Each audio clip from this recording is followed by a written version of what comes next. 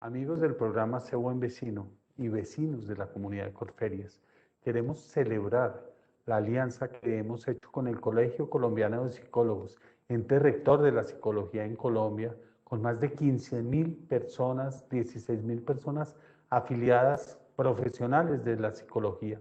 Con ellos hemos diseñado, con este ente rector o gremio, hemos diseñado un tema muy bueno que se llama cómo manejar las comunicaciones, cómo manejar las relaciones en el hogar como núcleo de la sociedad, que es cada una de nuestras casas. Primero empezamos con el doctor Pedro Pablo Ochoa, experto y persona técnica de Colsip, a desarrollar los temas interiores de cada uno, los valores, el cómo manejar y mejorar las relaciones personales. ¿Cómo es el nuevo tipo de sociedad? No es la sociedad que estaba hace 40 o 50 años, sino los nuevos tipos de sociedad en caso de disfuncionalidad que todos tenemos en nuestros hogares, cosas por mejorar, cómo mejorarlas y en caso que haya un rompimiento inminente como se ha visto actualmente en la sociedad, el porcentaje es bien elevado, lo comentan ellos, lo que hacemos es dar los medios de corrección, dicen ellos, que existen medios de corrección para que las familias corrijan esa disfuncionalidad. Si es el caso que hay un rompimiento en la familia, cómo hacerlo de manera apropiada, evitando el mayor desgaste y las mayores, digamos, causas negativas o consecuencias nefastas, como son peleas, como son daños, etc. Y por último, ver qué es el síndrome de alienación parental. Yo personalmente no lo conocía. Ellos tienen casos en Colombia, en otros países, y tienen testimonio de personas que están, digamos, a disposición y que su testimonio nos sirva para mejorar. Muy buenas tardes. Adelante, doctora Sonia Rocío, por favor. Muy buenas tardes a todos. Primero que todo, quiero agradecer al doctor Santiago Rubio, quien encabeza del programa Buen Vecino de Corferias y el Colegio de Psicólogos me han extendido esta invitación para conversar sobre un tema muy interesante, que es el divorcio, la separación y los efectos legales en la familia. En este momento voy a compartir. Perfecto. Vamos a compartir la presentación, no sin antes comunicarles que en este momento por el que estamos atravesando en todo el país es una situación compleja, dolorosa, pero tengo la firme esperanza que nosotros no nos vamos a convertir en lo que en este momento estamos aborreciendo y que valga la pena toda esta lucha para que tengamos un mundo mejor, un mundo de comprensión, de mucha paz, de mucha sabiduría. Y esto solo se logra cuando todos seamos conscientes de la realidad y qué es lo que queremos. Por mi parte, el apoyo mío y el aporte mío es un granito de paz a las familias y en especial a estas parejas que están a puertas de divorcio para que podamos de alguna manera en este momento ayudarles a comprender situaciones, momentos que se están presentando en su vida personal y familiar. Quiero comunicarles que para hacer esta reflexión y esta pequeña charla, me puse a pensar, bueno, estamos en tiempos de cambio, nosotros somos migrantes, migrantes a esa sociedad de nuevas tecnologías, de nuevas realidades, que hace mucho tiempo no éramos conscientes que estaba sucediendo en nuestro entorno y en nuestra familia. Las nuevas tecnologías de la información y de las comunicaciones han transformado nuestros espacios familiares, nuestros espacios educativos, los espacios sociales, culturales.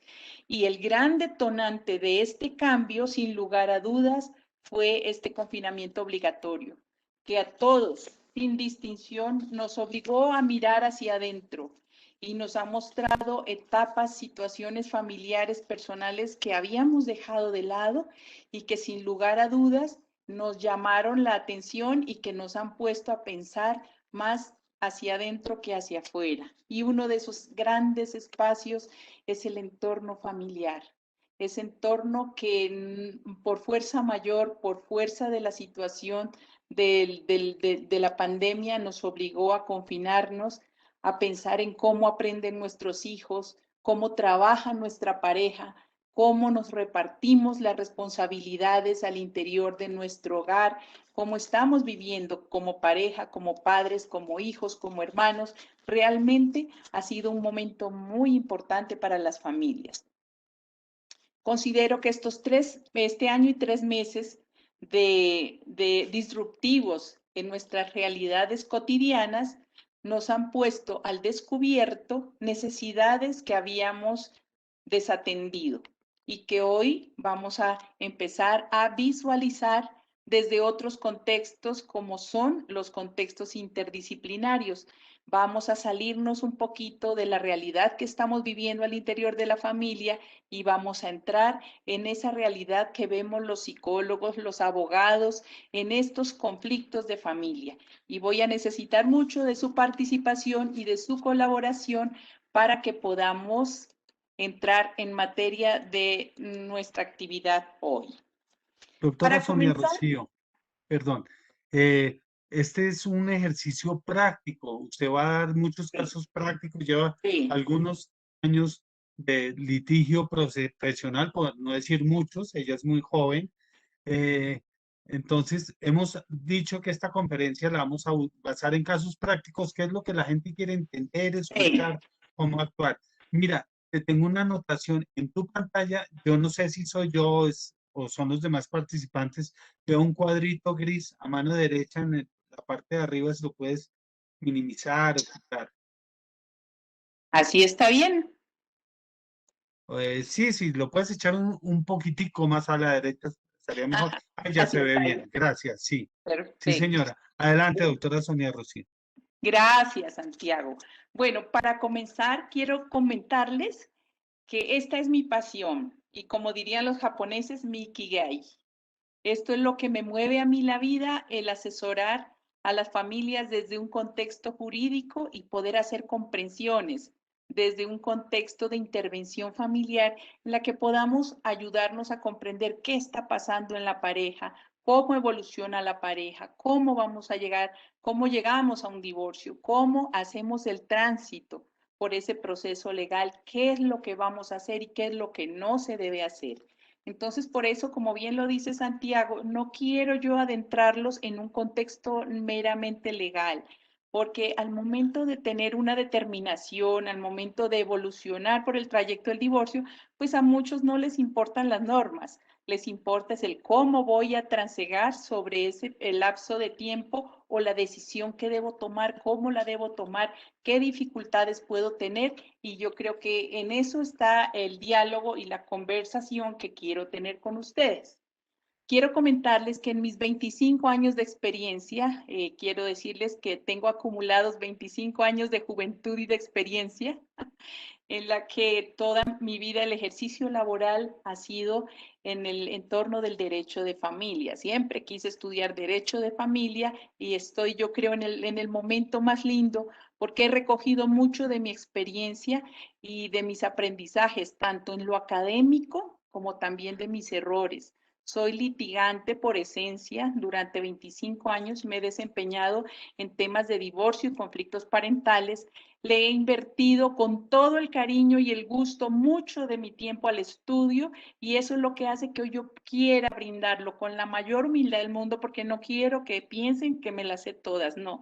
Yo también aprendo cada día y cada día me esfuerzo por aprender de los casos que llevo en mi consultorio y también de los que asesoro y de los que he aprendido. Y yo sé que ustedes hoy al escucharme podremos compartir espacios donde ustedes van a complementar mucho de lo que les voy a aportar. Yo creo que soy de las personas que le apunta a la pedagogía del descubrimiento.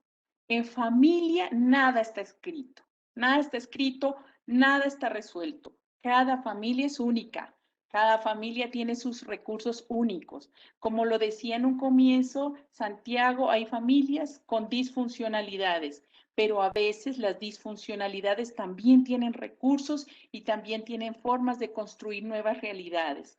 Entonces, esa disfuncionalidad también puede ser punto de encuentro para una buena asesoría. También hay puntos en los que se puede trabajar desde nuevas construcciones con las mismas familias.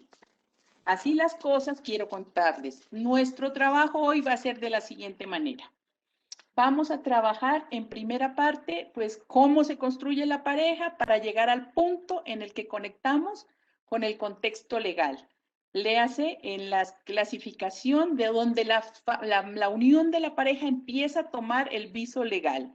Luego vamos a entrar en la situación de las rupturas, de las separaciones. Luego ya pasamos al campo legal y vamos a finalizar con algunos errores que comúnmente se cometen al momento de los divorcios y las separaciones.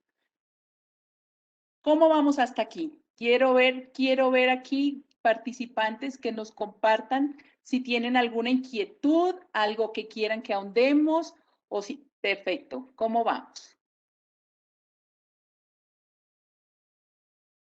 Bueno, entonces comenzaremos, como se los he prometido, con el tema de la pareja. Mi pareja, mi proyecto de vida.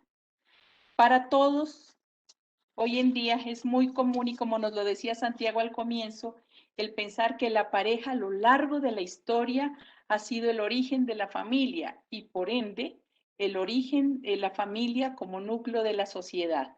Entonces le hemos entregado a la pareja una responsabilidad muy grande, que es el de conformar la familia y el de hacer base de la sociedad. Es por ello que en un momento dado de la historia se decidió legislarle a la pareja para que construyan familias y el Estado entre a ser parte del control, del apoyo, de la necesidad de apoyar a las parejas para que puedan construir un patrimonio, para que se sientan protegidas y para que como base de la sociedad el Estado pueda garantizarles a cada uno de los miembros de la familia unos derechos fundamentales como seres humanos y como familia. De ahí que digamos que la familia es el núcleo fundante de una sociedad. La vida ha cambiado, como nos lo manifiesta Santiago, las vueltas que ha dado la sociedad, la legislación, el comportamiento, todas las situaciones que vemos hoy en día nos han permitido ver que hoy en día, a pesar no, a saber que la familia es el núcleo fundante de la sociedad, también existen ya otras formas de construir familia, no necesariamente de la pareja, y que las formas familiares se han diversificado en muchas formas y que hoy tenemos variedad de familias, a todas ellas el Estado debe garantizar su protección y seguirán multiplicándose porque la realidad está a mil. El mundo globalizado nos muestra formas familiares, nos muestra muchos otros entornos donde también empiezan a generarse núcleos familiares, formas familiares que se dan en su forma y en su contexto la condición para ser protegidas por el Estado. No en vano en Colombia ya estamos viendo triejas, cuatriejas, familias poliamorosas, que son familias que necesariamente por su constitución, por la corresponsabilidad que existe entre la familia, la sociedad y el Estado, deben ser protegidas y ya tenemos jurisprudencia al reconocimiento de estas clases de familias. No sin más, quiero también compartir que cuando nos referimos a mi familia, mi proyecto de vida, mi pareja, perdón, mi proyecto de vida, también encontramos personas que no desean hacer pareja, no quieren construir pareja y sí hacen un entorno donde viven como viven con sus proyectos de vida, los cuales no son menos importantes por no construir familias o construyen familias, ya existe la familia unipersonal. Entonces vemos que ya la pareja como familia se diversificó en mil formas, cambió de forma y hoy en día no solamente es la pareja el núcleo fundante de la sociedad. Hay un elemento muy importante que nos viene aquí a la charla y es que para las familias toda la proyección por lo general de la pareja es la proyección familiar. Entonces, mucha es la carga que llevamos y muchos son los patrones familiares que arrastramos cuando decidimos conformar pareja. Es la ilusión de un proyecto de vida, es el deseo de convertir en abuelos a mis padres, puede ser el deseo de tener hijos, puede ser el deseo de construir un patrimonio, y así es como toda la vida se nos va volviendo un proyecto familiar. En los casos en que las personas deciden construir familia. Entonces, aquí donde la pareja empieza a tener sentido de construir un entorno familiar, es donde el Estado empieza a poner ojo en cómo se dan las relaciones. No me refiero a las relaciones de noviazgo o a las relaciones que se dan esporádicas o temporales, inmediatas, sino a esas relaciones que ya empiezan a tener visos de familia. Para esto yo quiero que entremos en estas pequeñas evoluciones de la vida en pareja, que he querido mencionarlas y las voy a pasar rapidito para que podamos entrar en materia. Miren que en esta diapositiva he subrayado convivencia y adaptación. Luego les diré por qué. Vamos a ver, cuando volvámonos todos al momento en que nos hemos enamorado. ¡Wow! ¿Cómo es ese enamoramiento? Pues ese enamoramiento nos enceguece, nos vuelve como niños, mostramos lo mejor de cada uno, vemos en el otro lo que queremos ver, no queremos comprender sino lo que nos atrapa, lo que nos emociona. Esa persona es el príncipe, es la reina, es lo mejor que hemos podido conocer, y muchas veces más allá no queremos ver sino que esa química nos atrapa. Llegamos a una segunda etapa en que ya el enamoramiento hace parte de todo ese conocimiento de la persona. Entonces ya empezamos, wow, a compartir valores, empezamos a compartir proyectos, empezamos a pensar que tenemos los mismos gustos y empezamos a querer entrar en un entorno de ser pareja. Entonces ya empezamos a pensar más en los dos, empezamos a querer buscar un entorno para los dos donde podamos construir nuestros proyectos conjuntos, y aquí inicia el deseo de la convivencia.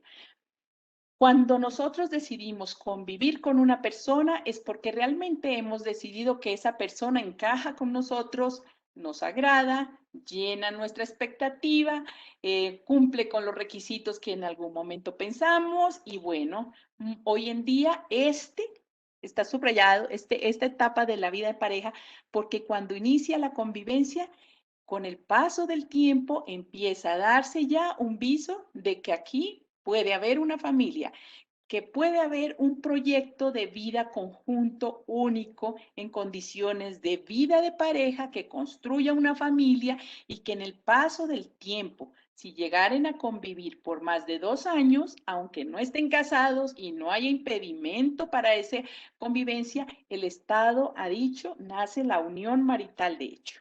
¿Qué es la unión marital de hecho? Es una unión familiar en la que también nace una familia, y que perfectamente un hombre y una mujer, hoy en día también personas, personas homosexuales deciden convivir, y en el paso del tiempo suman los 2 años, lo cual les da la condición no de cónyuges, sino de compañeros permanentes. Por eso les he subrayado esta parte de la convivencia. Muchos llegan a los 2 años, muchos no llegan a los 2 años, por lo tanto no se configura esa unión marital. Luego, ya entrando en la convivencia, entramos en una autoafirmación. Quiere decir que en esta relación de pareja, cada uno sigue teniendo su autonomía, sigue pensando en su proyecto de vida, pero conjuntamente con su pareja.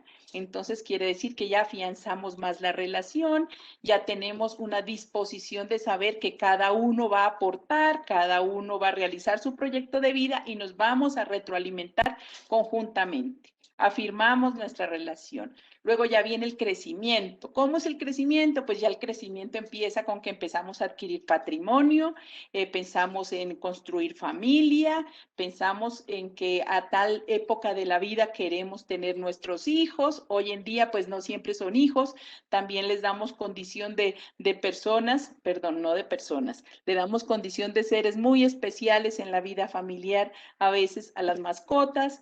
Las familias hoy en día también Se habla de familias multiespecie porque ya las mascotas hacen parte del contexto familiar, de la economía familiar y de toda la vida de la familia.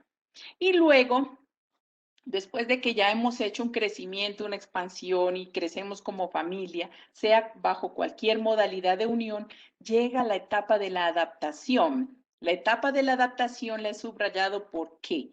Porque en esta etapa de la adaptación muy seguramente llegan a haber rupturas. Quiere decir, suelen darse separaciones. Esta etapa de la adaptación, si bien es como la base también de todas las etapas de la evolución de la pareja, también es una etapa en la que ya crecen los hijos, a veces se dan situaciones como de enfermedades donde realmente la pareja acepta su nueva realidad, a veces el síndrome del nido vacío, a veces situaciones de viajes de los hijos, se radican en otros países, bueno, es todo ese proceso en que ya se ha cimentado la pareja, pero como yo les digo, a pesar de que recorremos adaptándonos todo el tiempo en la evolución de la vida pareja, también la adaptación puede ser lugar de ruptura. Bueno. Luego viene aquí la legalización de la vida en pareja. Miren qué imagen les he puesto. Esta imagen, con esta imagen quiero mostrarles tal vez la parte ritual.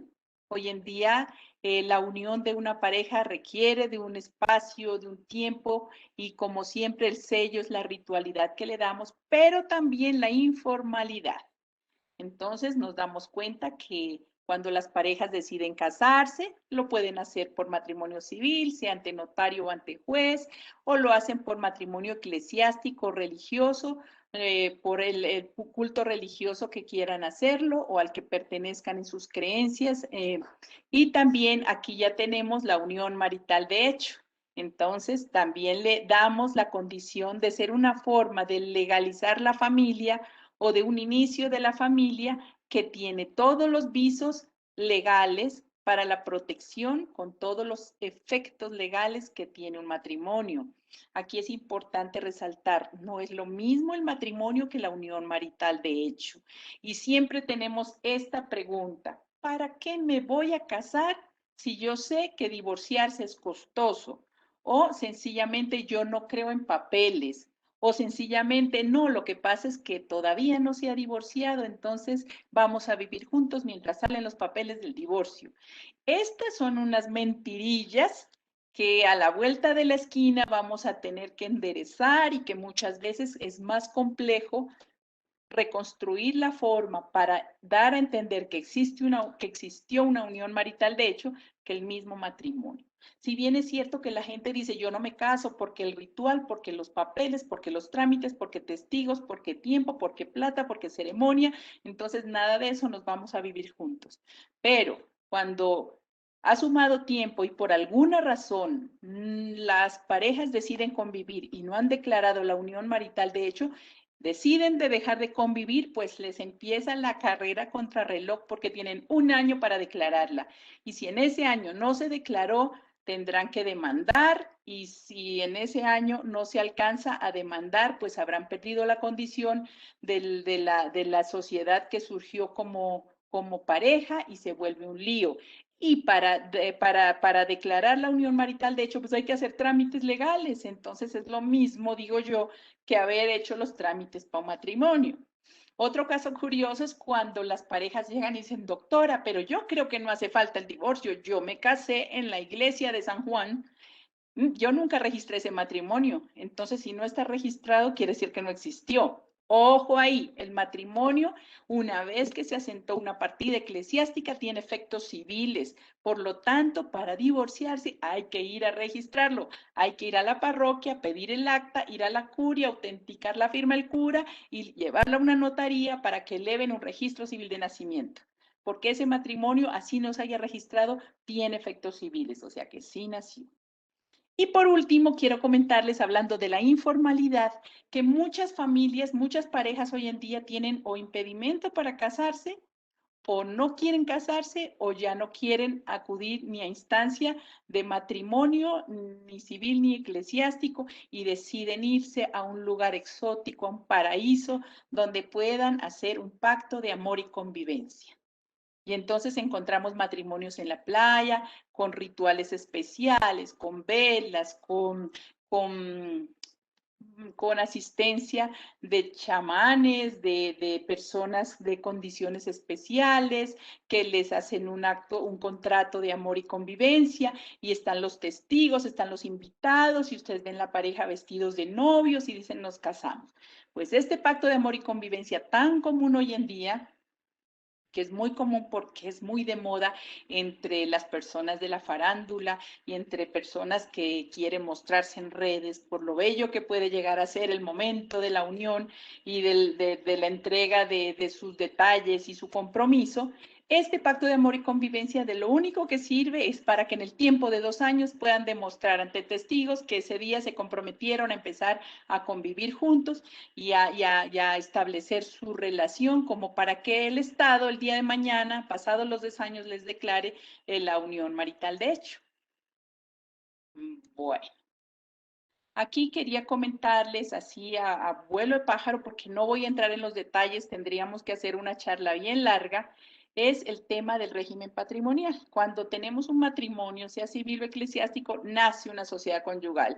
Es esa economía que surge después del día que contraen matrimonio, donde todo lo que gana Juan y lo que gana Mónica no es de Juan ni de Mónica, es de la sociedad conyugal. ¿Por qué? Por el hecho de haber contraído matrimonio. Entonces, todos los bienes que entran, luego si llegase a disolverse esa sociedad, a liquidarse, que se hace bajo unas condiciones legales especiales, pues se hará una clasificación de bienes, cuáles son bienes propios de cada uno, cuáles serán de la sociedad conyugal, pero este es un tema que vendría a ser muy extenso y en el cual no me voy a extender ahora. Y tenemos para la unión marital de hecho la sociedad patrimonial. La sociedad patrimonial equivale, entre comillas, a la sociedad conyugal, pero de las personas de la unión, de la pareja, de la unión marital de hecho, a quienes el Estado, para proteger, para no dejar en riesgo tanto el patrimonio de la pareja como de los hijos, ha decidido que una vez nace la sociedad patrimonial, pues obviamente le van a dar el igual trato que la sociedad conyugal. Igual esta sociedad también se liquida en los mismos términos que una sociedad conyugal. Bueno, ¿cómo sabemos que se da la ruptura de la pareja, de una relación de pareja? Vamos a entrar en el panorama en que la pareja está viviendo unos tiempos de tensos, de conflictos, de situaciones difíciles, y de repente deciden separarse de hecho. Entonces deciden que ya no convivamos más juntos, que démonos un espacio de tiempo, que tú te vas con tu mamá, yo me voy para un apartamento, tú te vas con los niños. Bueno, en la separación de hecho no hay nada concreto, sencillamente tomamos una decisión, un acuerdo de abrir espacios, de abrir el techo de la casa por un tiempo. También se tiene la separación de cuerpos. Cuando hablamos de separación de cuerpos es cuando hay causales especiales en las que la pareja, uno de los dos de la pareja, puede invocar ante un juez la necesidad de no convivir más con esta persona por determinadas situaciones. Puede ser por enfermedad, puede ser porque se encuentra privado de la libertad, pero no quiere decir esto que se dé un divorcio. Esto no es una cesación de efectos civiles, no, sencillamente un juez por X o Y razón estipulada determina que efectivamente hay separación de cuerpos. En los términos de hoy en día, vemos muchas veces que las familias van a comisarías de familia y allá declaran que residirán a partir de hoy en residencias separadas. Entonces, eso ya es una separación de hecho y podría tomarse como una separación de cuerpos. También se ve en este contexto la cesación de los efectos civiles del matrimonio eclesiástico o religioso, que es que equivale a un divorcio. Este solo se da para los matrimonios que están registrados y que corresponden a entornos religiosos, lo cual quiere decir que cesan todos los efectos civiles ante el Estado, pero no hay nulidad, porque la nulidad del matrimonio religioso solo se otorga ante la autoridad canónica, es decir, es la iglesia la que puede decretar la nulidad, no un juez. el juez sí puede decretar la cesación de esos efectos civiles de ese matrimonio.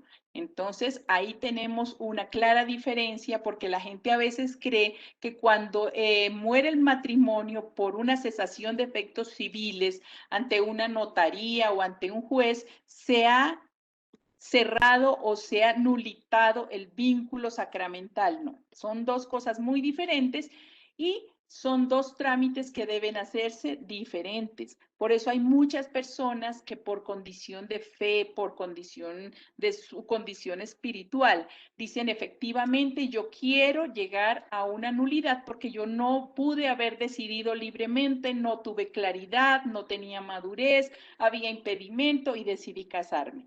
Entonces, ahí se da una nulidad. Luego venimos con la finalización de la unión marital de hecho. Cuando la pareja que vive en unión marital de hecho decide no convivir más, pues tendrán la oportunidad ya sea de acercarse a una notaría, a un centro de conciliación y mediante un documento que es un acta de conciliación o un documento ante notaría que se convierte en escritura pública en la que declaran plenamente su deseo de declarar y finalizar la unión marital de hecho, iniciar su proceso liquidatorio. Quiere decir, liquidar la sociedad patrimonial. En este contexto nos damos cuenta que lo podemos hacer en vida.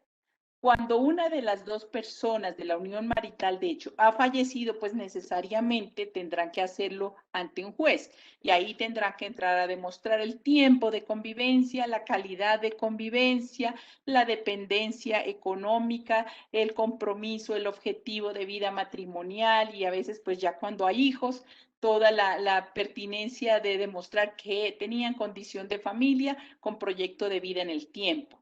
Entonces, ahí en cuanto a la ruptura de las relaciones de pareja. Cualquiera de estas formas que les estoy exponiendo aquí son las formas como finaliza la vida del matrimonio o de la unión legalmente existente. Vamos a ver ahora los pasos para el divorcio. Una vez que estamos en el contexto ya de ruptura, muchas veces entramos en esta duda, en este miedo. Yo quisiera que en este momento me cuenten quiénes en este chat se encuentran separados, a ver, quiénes han atravesado esta situación dura del divorcio y quisiera que nos compartieran qué fue lo más difícil al momento de tomar la decisión. Quisiera que abriéramos de pronto los micrófonos para poder compartir.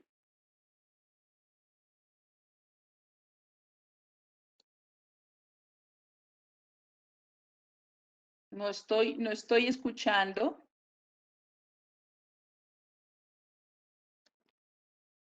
Hola.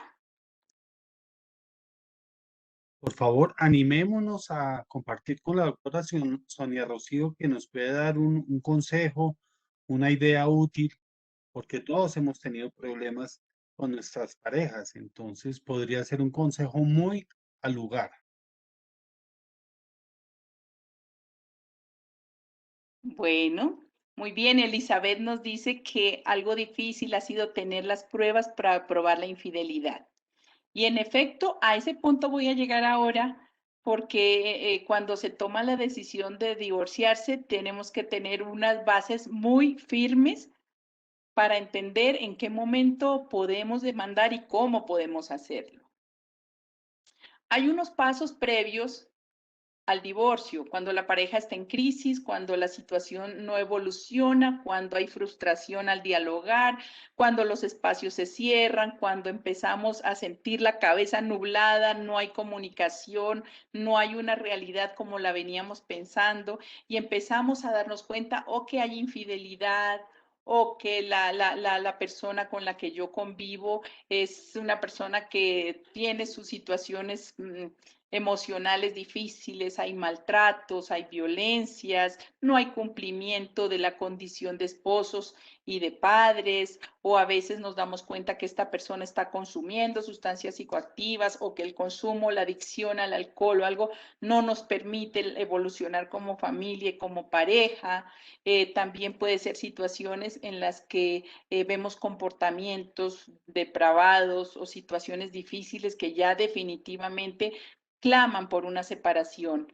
Entonces, ahí es donde vamos a pensar en que necesariamente buscamos una asesoría. En este contexto, ¿qué es lo primero que yo les digo?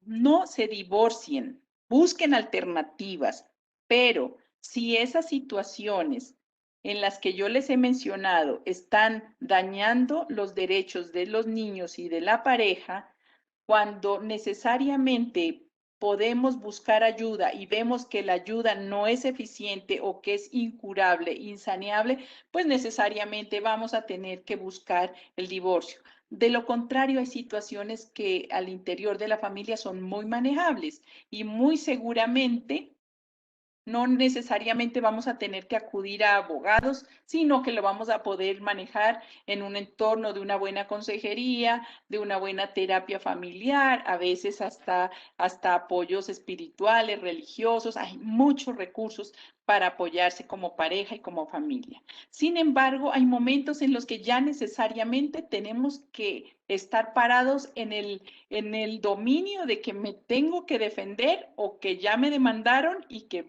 tengo que iniciar un proceso. Definitivamente el divorcio ya no va para atrás. Si ya no estamos en un entorno de un proceso de que podemos mejorar y que ya me demandaron, ya no hay lugar, no hay cómo echarse para atrás. Ya estamos en el contexto que me toca defenderme y tengo que buscar un profesional que me represente. Puede ser contextos, por ejemplo, los que yo siempre les pongo de ejemplo. No se divorcie cuando cree que la otra pareja es mejor que esta.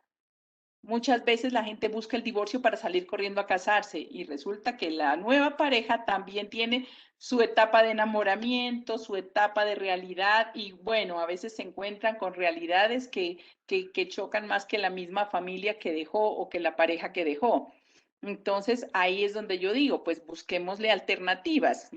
Pero cuando ya hay que necesariamente pensar en un contexto judicial, muy difícilmente se echa para atrás la situación.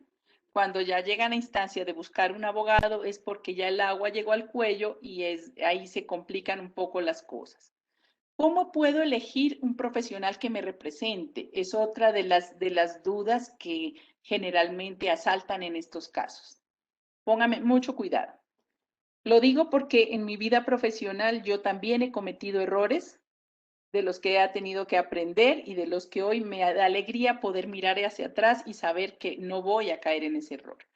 Muchas veces los abogados somos de una experiencia para litigar, de una experiencia para ganar, de una experiencia de manejo de las normas y de los códigos, que cuando nos hablan muy seguramente le vamos a dar toda la razón al cliente para saber que este es el mejor abogado o abogada. Muchas veces las personas con mucho dolor buscan profesionales que los representen para la pelea y necesitan un abogado agresivo, un abogado que le guste pleitear, un abogado que le guste la parte procesal, pero muchas veces en este buscar el profesional no se encuentra el profesional idóneo. En muchos casos buscamos a mi primo que se acaba de graduar en Derecho y eso lo saca facilito. En muchos casos buscamos al amigo que es de tributario, pero también, y tristemente, al punto de los divorcios por mutuo acuerdo o judiciales, se le miden todos los abogados de la experiencia que quieran. Pero tristemente las resultas de esos divorcios, a veces en acuerdos de notaría, tienen errores garrafales. Por ejemplo, la asignación de custodia, por ejemplo, la designación de la repartición de bienes. Todo esto sí pudo haber sido consensuado. Sin embargo, muchas veces llegar a ese consenso no estuvo asesorado por una persona idónea que conoce muy bien toda la parte sistémica familiar. ¿En qué parte me beneficia? ¿En qué parte puede ser una autozancadilla? en qué parte yo estoy cediendo todos los derechos, por ejemplo, de custodia de los niños, cuando realmente lo que esta otra persona estaba buscando era alejarlos del papá o de la mamá. O sea, hay que tener una formación y una experiencia para saber en qué punto y en qué momento se está beneficiando un proyecto de vida familiar, no una postura de un hombre o de una mujer frente a una familia. Entonces, por eso yo les recomiendo, busquen un profesional con experiencia, googleenlo para ver cómo mueve su entorno y su red social en el contexto profesional.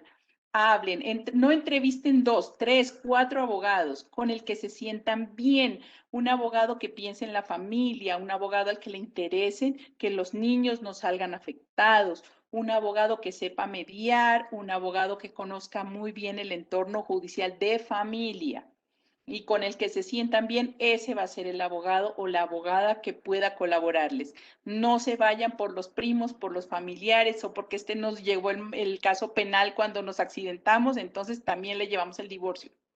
Yo no permitiría que me opere del corazón el médico, el podólogo.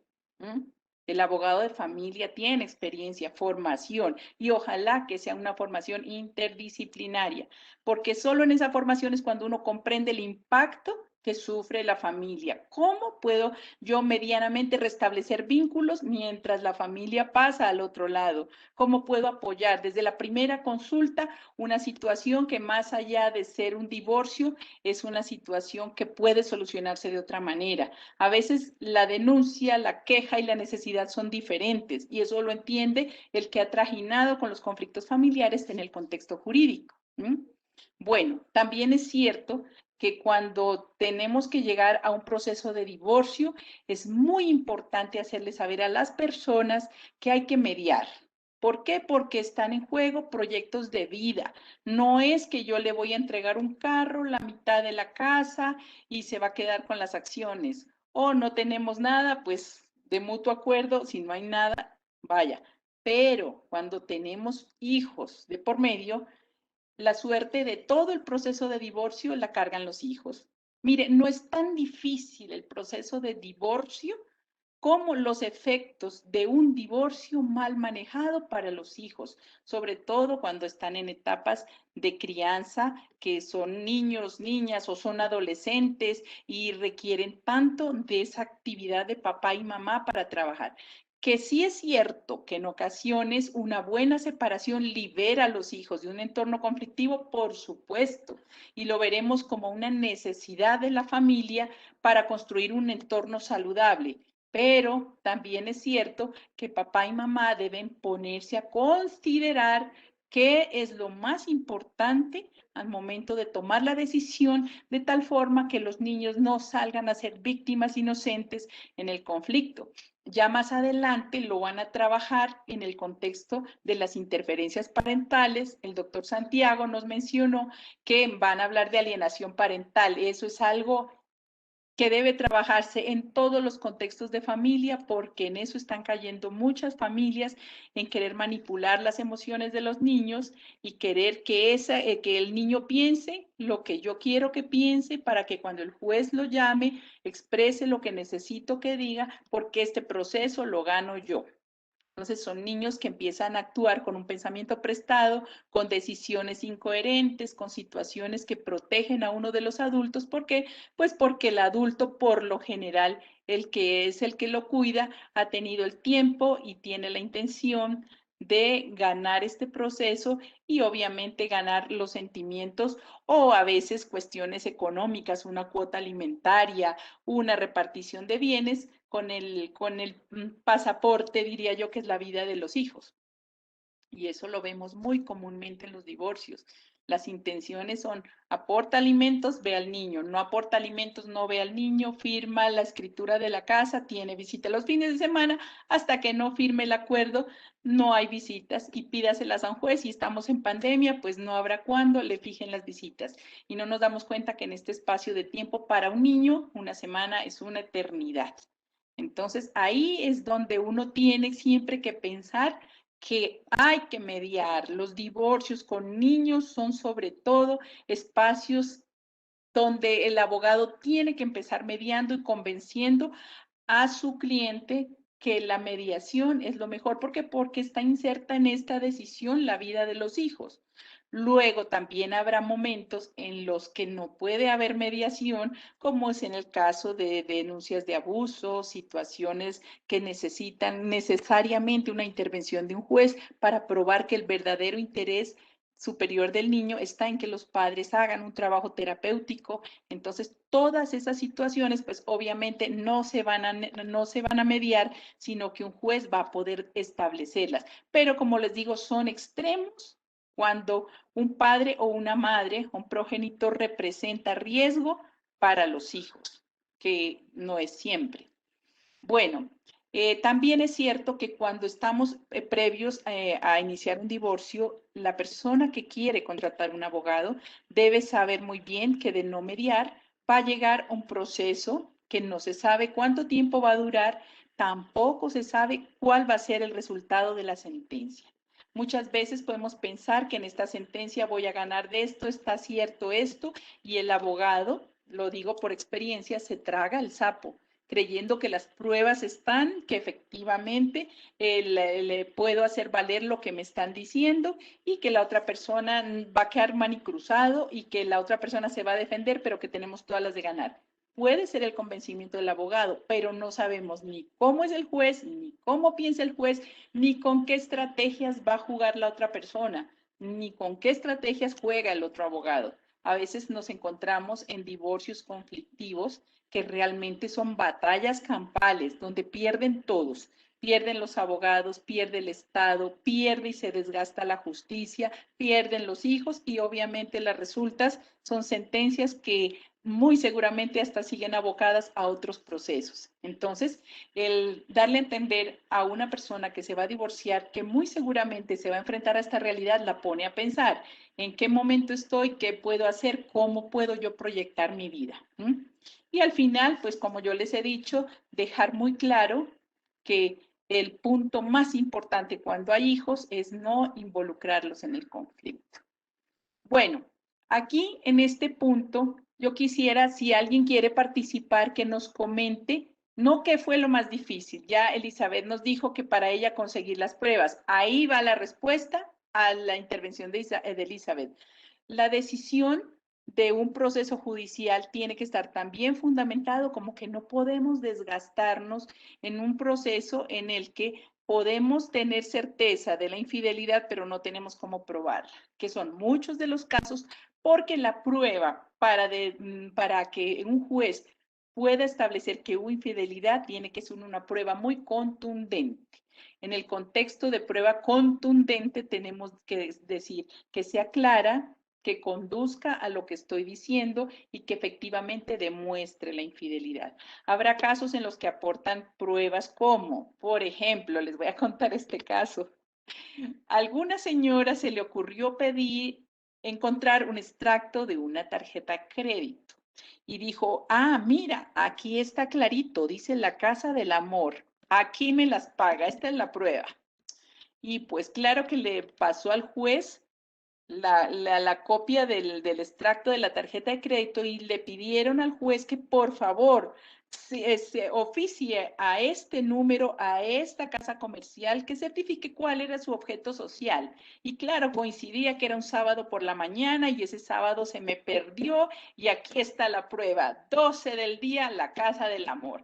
Pues cuando devuelve la respuesta, el lugar donde el comerciante que emitió su nombre en la tarjeta, en el extracto de la tarjeta de crédito decía Casa del Amortiguador, expertos en distribución de importación de repuestos, para que vean que no siempre las pruebas que se tienen son conducentes ni claras. Muchas veces se cree aportar pruebas, pero eso lo que hace es dilatar la angustia y el dolor en el tiempo. Por eso es que vamos a ver en este momento cómo vamos a evitar cometer errores cuando están en una etapa de divorcio.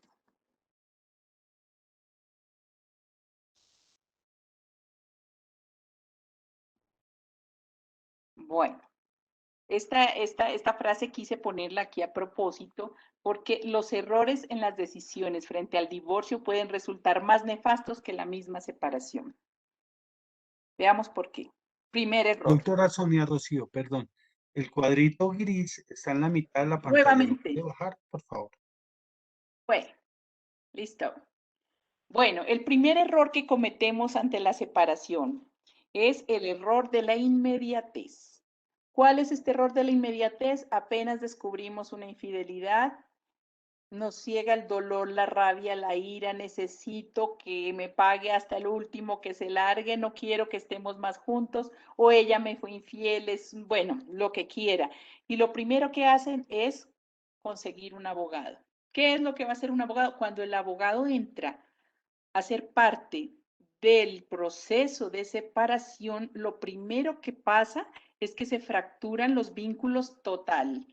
Ninguna persona abraza a la otra y le da un beso diciéndole, me llegó notificación de tu abogado. Me encanta que me hayas mandado saludos con tu abogado. No, cuando llega una notificación, efectivamente, es que en efecto ya esto se acabó, esto no tiene reversa y armémonos para la guerra. Esta inmediatez es lo que yo detecto a veces cuando las personas llegan a consulta con el calor en el corazón, con la fuerza y todavía el dolor y la lágrima viva a consultar. Ahí es donde yo como abogada me detengo y me doy cuenta que muchas veces esta inmediatez y un abogado por medio acabó con todo. ¿Por qué? Porque la amenaza de la existencia de un abogado en la relación siempre es de pelea, de pleito, de prueba, de armarse, me va a quitar, le voy a quitar, me tiene que dar, me van a quitar, me van a embargar. Entonces, esta inmediatez no le permite a veces a la gente dimensionar, a la pareja, dimensionar cómo voy a solucionar. No siempre la salida de un abogado es la más efectiva. ¿Cómo voy a atreverme a negociar? Aquí es donde uno le dice a las personas, quitemos las emociones, quitémosle el odio, quitemos la situación del ego, porque en la inmediatez se presentan cosas locas. Vemos cosas que a veces duelen y marcan y imposibilitan dar el paso. Entonces, el primer error es pensar que lo primero es buscar un abogado. Busquemos un psicólogo, busquemos un consejero, decantemos un poquito la situación, pensemos qué es lo que realmente quiero, si realmente quiero seguir, cómo quiero yo avanzar en esta etapa de la vida, qué es lo que mejor necesitamos. Entonces, la inmediatez en presentarse ante un abogado, ante una discusión de pareja o ante una situación de ruptura, pues suele ser un gran error.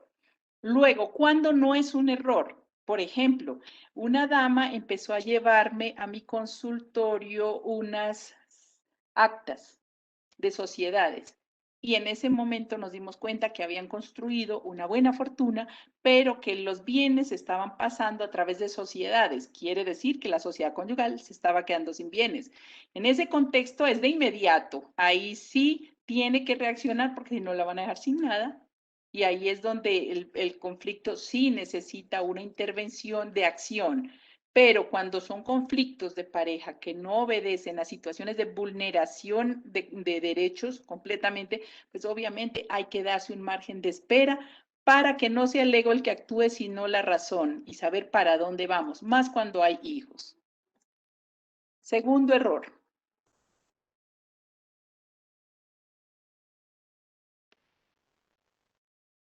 Negarse a negociar.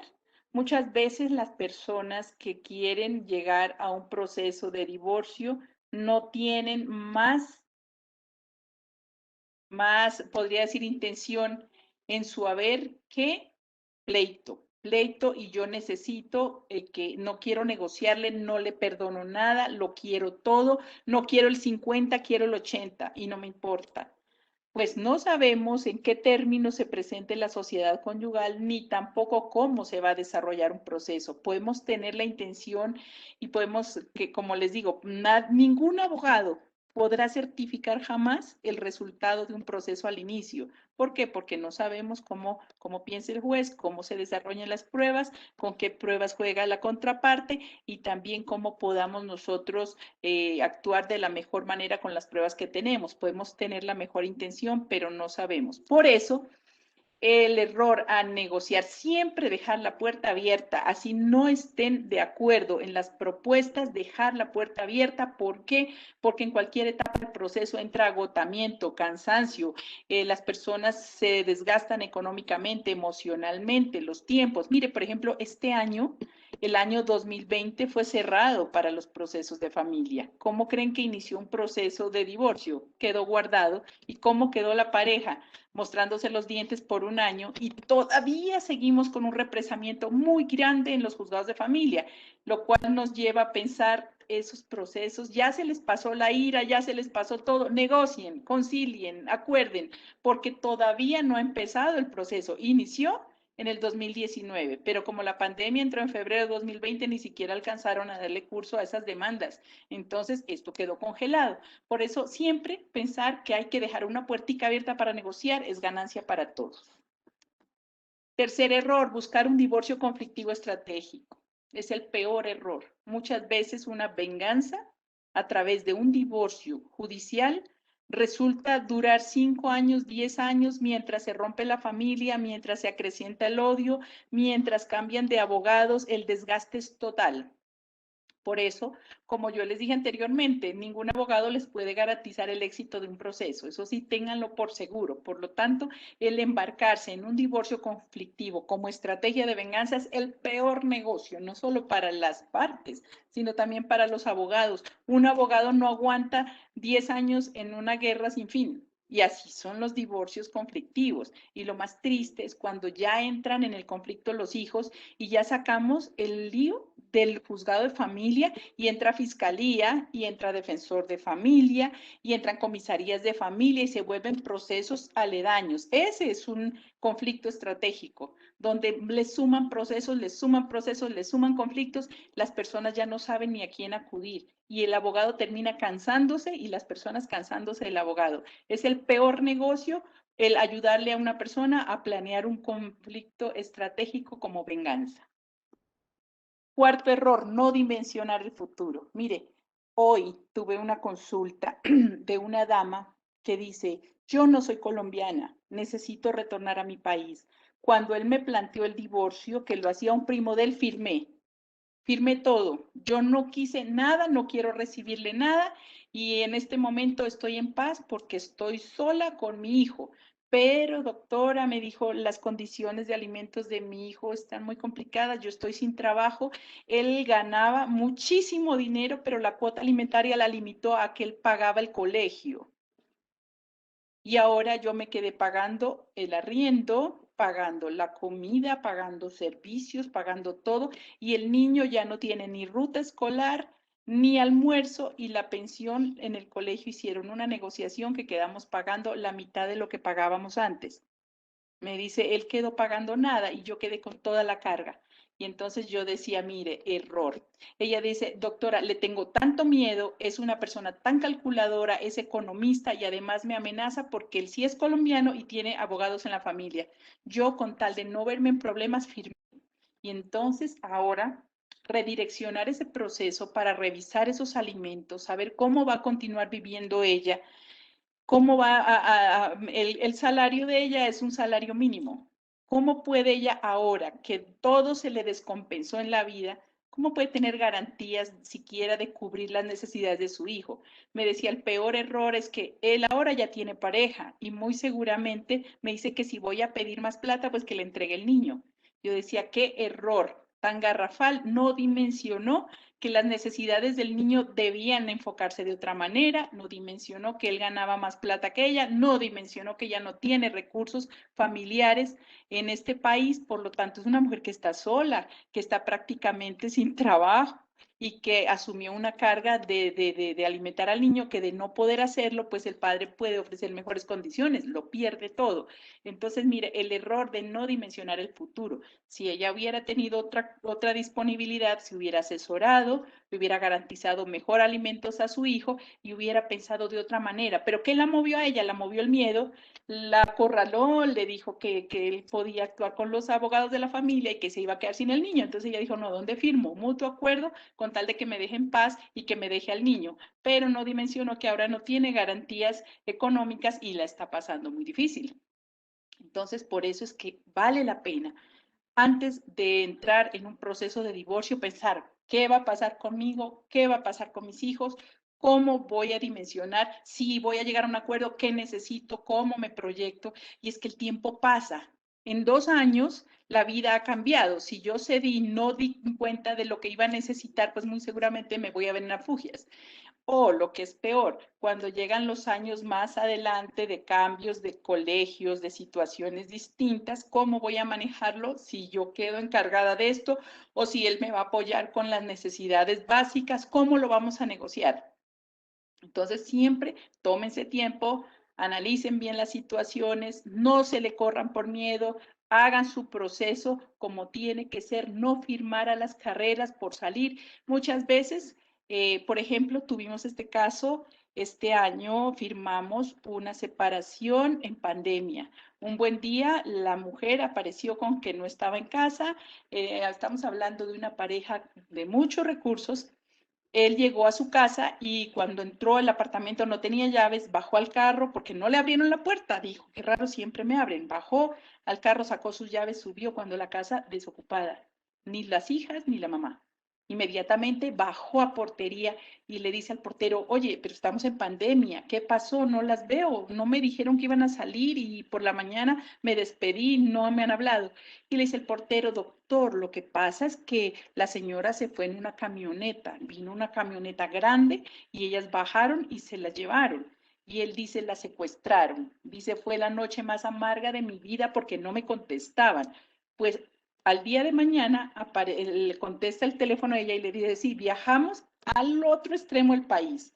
Se habían ido al lugar más lejano que ustedes puedan imaginarse, Bogotá.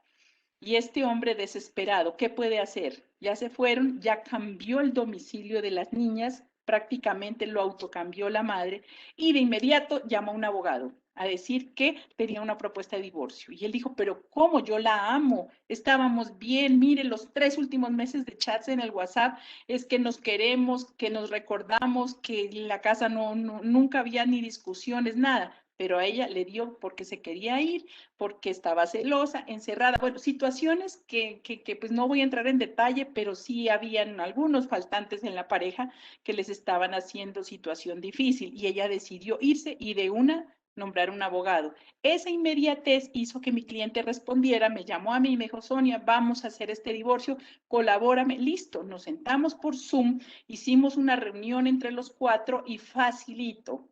Listo, enter, enter, enter. Las niñas así, el aporte así, los bienes así, listo, enter. Firmamos el acuerdo, listo, mañana notariamos aquí, van a notariar allá, presentamos ante notaría. Esto para eso fue como en julio, agosto. Para diciembre esto ya estaba resuelto. Oh, sorpresa, cuando llegamos con el acuerdo a la notaría y la notaria dijo, bueno, nos recibieron ya la minuta ya para firmar, cuando la defensora de familia, que es la encargada de dar el acuerdo al convenio de menores de edad, dijo, yo no les voy a aceptar este acuerdo. ¿Por qué? Me están firmando una custodia compartida cuando yo sé que esta firma tan inmediata a la separación no es sino un disfraz a un conflicto que se va a venir con las niñas. A mí me pareció lo más terrible. Yo dije, qué retrógrada, no piensa que ya la custodia compartida es una realidad. Y de hecho le dije, pero ya hay jurisprudencia de la Corte Suprema de Justicia, donde habla de la custodia compartida como una realidad inminente de garantía de derechos de los niños, a estar con papá y con mamá. Pues les cuento que no demoró en salir el concepto de la defensora de familia y estalló el conflicto, que no querían saber nada ni de abogados y se estaban ya matando. ¿Por qué? Porque ellos en su momento no dimensionaron futuro, fue una decisión inmediata, fue una reacción de no querer enfrentarse a un conflicto, de manejar la situación de la separación. Y ahí digo yo, pues nosotros como abogados cumplimos con asesorarlos creyendo que la situación estaba madura, pero ellos no habían realizado el duelo. En este momento empezaron a hacer el duelo y efectivamente están agarrados, o sea, no valió ni el acuerdo. ¿Y qué va a pasar si no hacen el duelo? Pues efectivamente la guerra continúa. Error, quedarse en el pasado y negarse a vivir el duelo. Aquí es donde yo les comento, muchas de las parejas dice, caramba, se me fue el chat. No alcancé a leerlo. Bueno, quedarse en el pasado y negarse a vivir el duelo. En este contexto, cuando nosotros vemos que las parejas necesitan hacer un duelo, pues es mejor que se tomen el tiempo, que vivan su experiencia personal y que logren avanzar en las decisiones después de haber vivido el duelo. Muchos de los duelos, de las separaciones, se vuelven eternos y el duelo eterno es la guerra para todas las familias.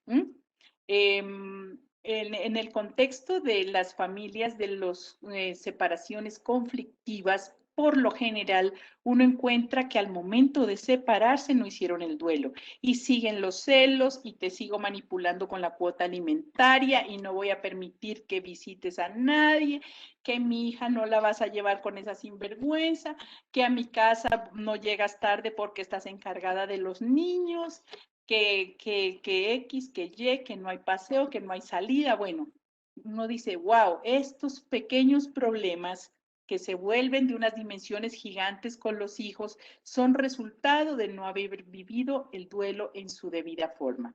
El duelo al divorcio hay que hacerlo. Solo una pareja que ha vivido un duelo bien realizado puede vivir un feliz desenlace en la etapa de la separación.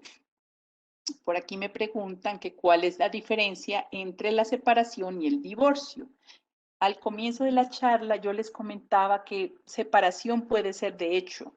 Separación es que decidimos partir la cama. El divorcio es cuando ya se ha decretado oficialmente por una autoridad, sea por un notario o por un juez. Y puede ser, o sea, porque están de acuerdo o porque un juez después de un proceso judicial lo determina.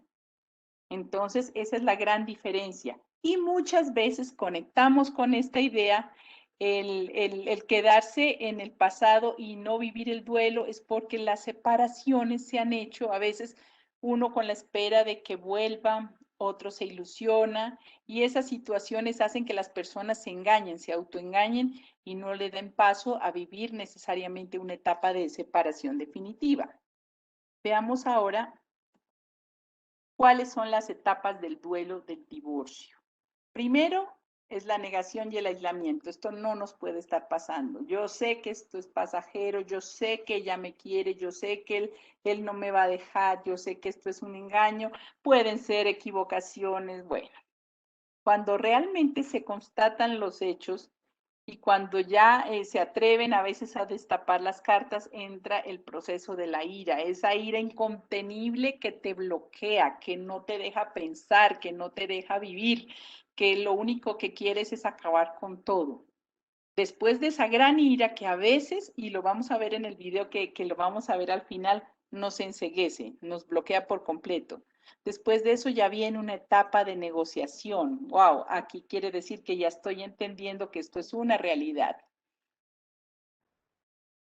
Esta es una realidad y necesariamente hay que entrar a trabajarla de la mejor manera.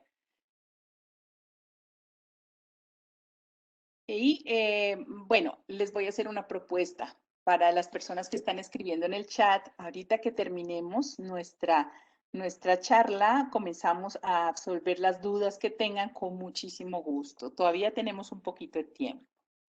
Bueno, después de que ya entramos en esa etapa del duelo, de la negociación, muy seguramente ya entramos en una situación de realidad, aceptar esa realidad, ya no estamos, ya le prometí, ya le dije, ya los niños saben que no van a continuar en las mismas condiciones, que vamos a cambiar. Bueno, esa negociación es muy importante porque nos da el pie a la aceptación de la realidad. Ya es un dominio en el que tenemos que empezar a pensar a futuro cómo manejamos la situación familiar de la mejor manera. Luego, en aceptación a esa realidad viene una depresión y ahí es donde muchas veces nos quedamos por mucho tiempo viviendo el pasado, viviendo las culpas, viviendo de situaciones que no nos permiten evolucionar y se afectan los hijos y nos complicamos todos. Pero Luego vendrá ya una etapa definitiva cuando las personas deciden aceptar su nueva condición de personas divorciadas o separadas o solteras por divorcio, y empieza a florecer nuevamente la vida en cada persona. Y hay muchas películas sobre el tema, hay listas de películas sobre el proceso del manejo del duelo y la aceptación. Vuelve la vida, vuelven a sonreír.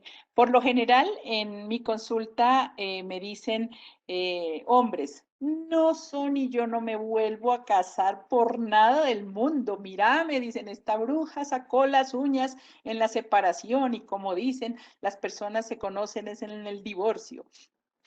Le digo, no canten victoria, porque van a pasar 3 o 4 años y ya me veré de nuevo iniciando nuevas nupcias.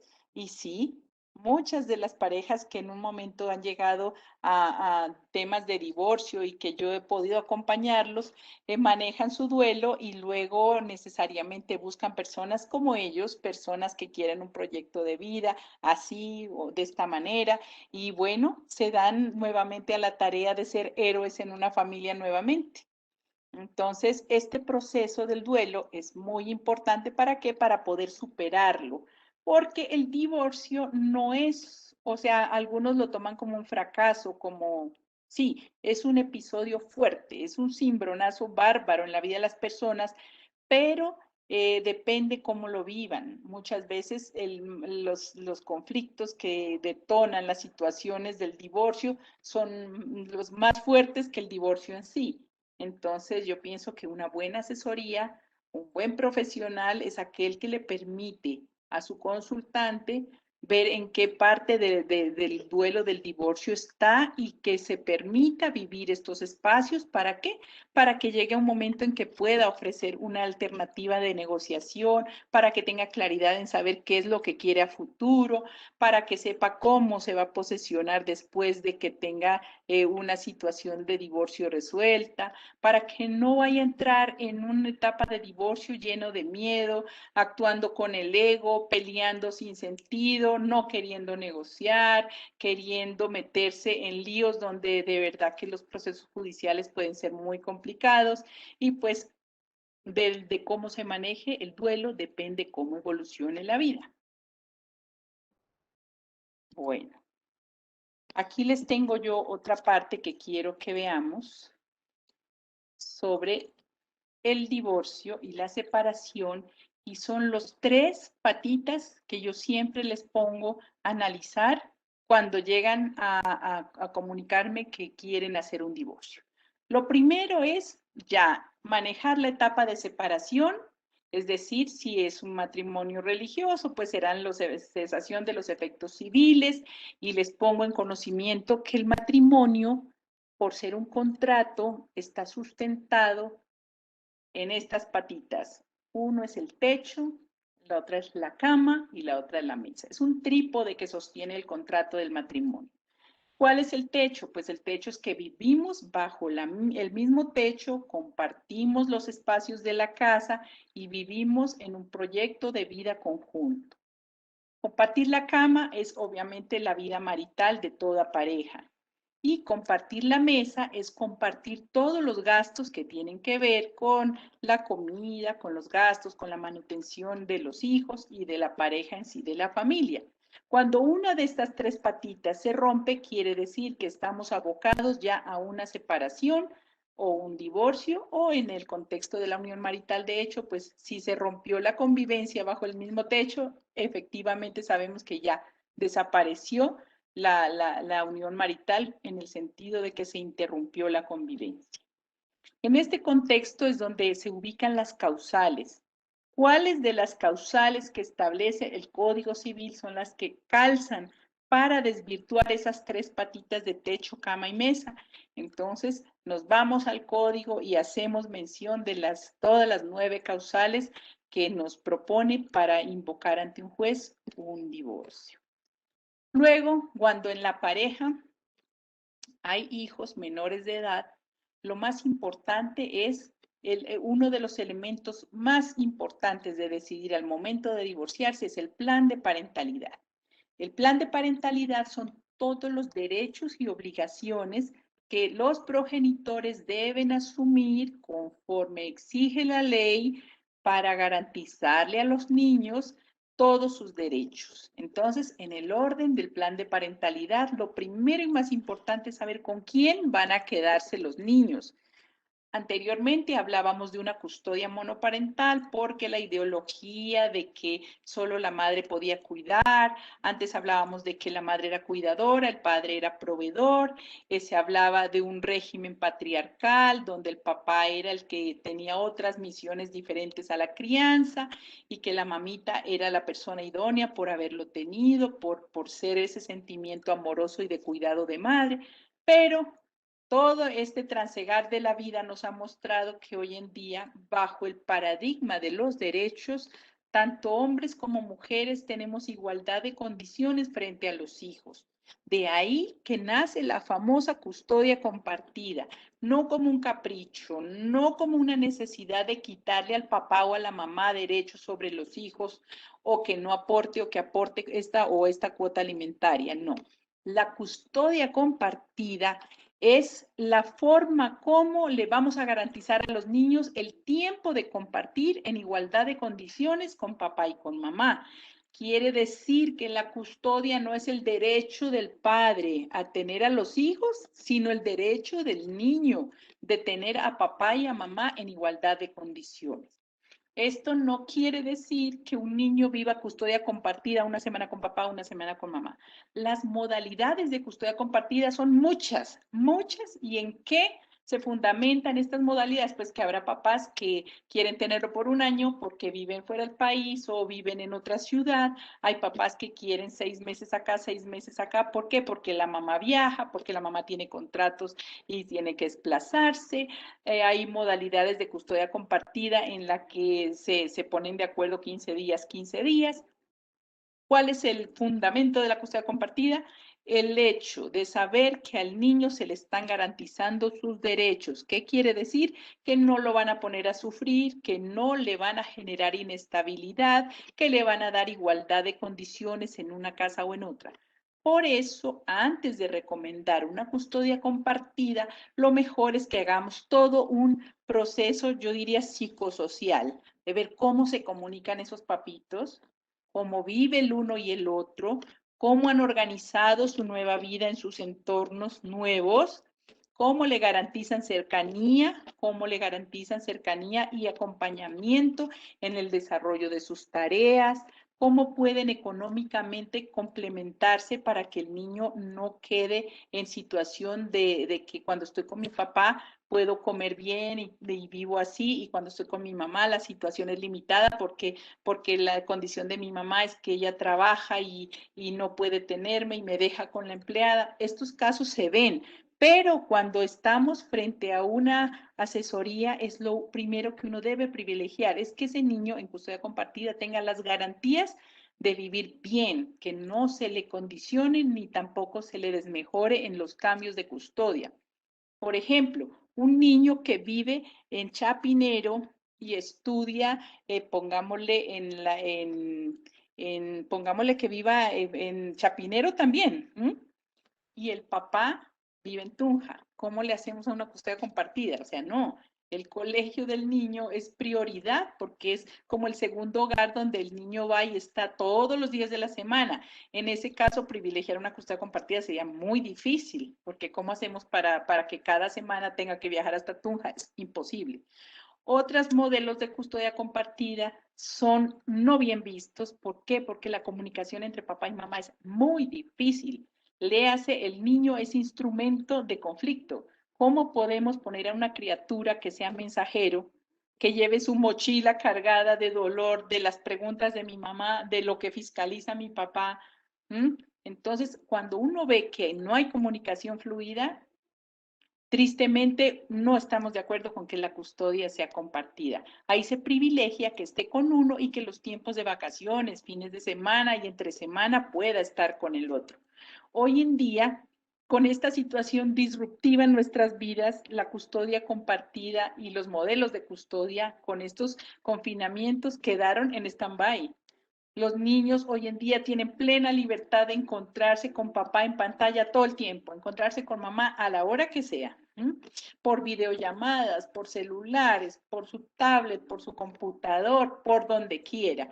Entonces, pues como que lo que les decía al principio, estas nuevas tecnologías de la comunicación revolucionaron toda la vida familiar. Ya en los planes de parentalidad necesariamente tenemos que invocar los tiempos de comunicación, los espacios de comunicación, los medios por los cuales se van a comunicar. Y obviamente, pues ya papá y mamá pueden entrar a la plataforma donde hace tareas, tener acceso a las tareas, compartir espacios con sus hijos para hacer tareas, todo el classroom, reuniones por mí, todo está abierto. Entonces, eso en cierto modo es uno de los beneficios de la tecnología para los hijos de padres separados. Bueno, adicionalmente al plan de parentalidad, en el plan de parentalidad también tenemos que fijar alimentos. Y eso se tiene que hacer bajo unos parámetros especiales, sabiendo cuánto gana cada uno de los papitos y cómo aportan, repartir de la mejor manera para que sea equitativo y posible de cumplir. Vamos a poner también una situación sobre las visitas, cómo es el tiempo de compartir, de vacaciones. También vamos a poner las decisiones que se tomen de fondo, como sean cuestiones de salud, de educación, todo esto. Eso en cuanto al régimen de parentalidad. Y finalmente, el otro elemento fundante de las separaciones y de las rupturas es la liquidación de la sociedad conyugal o en los casos de la unión marital, pues de la sociedad patrimonial. Aquí es donde muchas veces se tranca todo. ¿Por qué? Porque cuando nos separamos, el elemento que llama la atención a veces es el patrimonio. Muchas personas no se divorcian porque tienen un patrimonio tan numeroso y confundido, o no quieren compartir lo que han adquirido, o se atreven. Yo digo porque es un atrevimiento pensar que él o ella no han aportado, cuando realmente desde que se consigue, desde que se firma un acta de matrimonio, obviamente se sabe que la sociedad conyugal es donde todos los ingresos de un lado y de otro entran. Por lo tanto, así hayan decidido que el papá se queda en casa cuidando a los hijos, porque hoy en día también es así, todos los ingresos que percibe su pareja entrarán a ser parte también de él y en iguales condiciones en los términos que se hacía antes, mamá cuidadora, papá proveedor, lo cual quiere decir que si la fortuna es tan grande y empezamos en ceros, pues al momento de liquidar sociedad conyugal tendremos que partir una fortuna para dos y eso es lo que a veces tranca los divorcios, se vuelven conflictivos, se dilatan, todo lo que quiera porque las personas a veces llegamos a ese punto de mezquindad o de no querer compartir o de venganza donde no queremos realmente demostrar qué fue lo que se construyó o también las deudas que se tienen. Esta liquidación de la sociedad conyugal es un tema bien extenso y pues ameritaría otra charla para que podamos entrar en detalle. Bueno, y aquí, antes de iniciar con el tema de las preguntas, yo quisiera que cerremos este diálogo con este video. Quando la tua mamma si trasforma in una bestia, la vita cambia.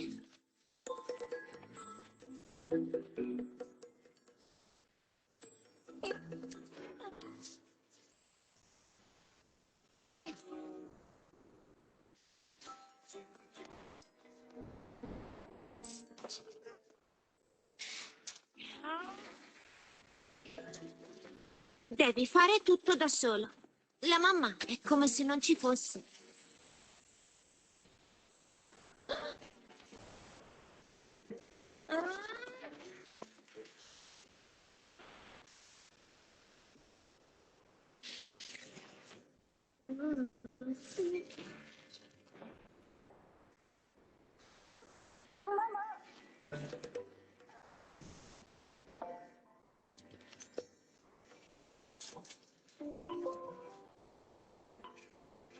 Però ogni tanto è bello avere una mamma bestia.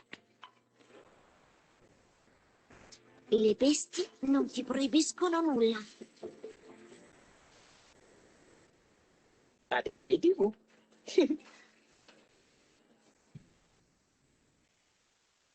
Vai pedir.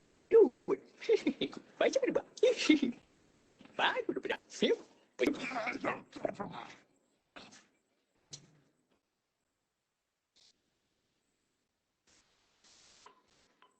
A volte possono essere molto fastidiose. Il loro malumore è contagioso. Ecco perché la maggior parte della gente non vuole avere niente a che fare con le bestie.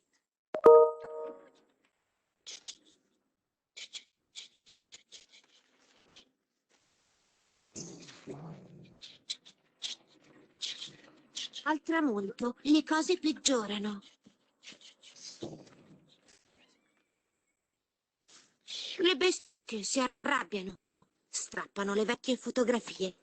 Sulle fotografie invece sorridono.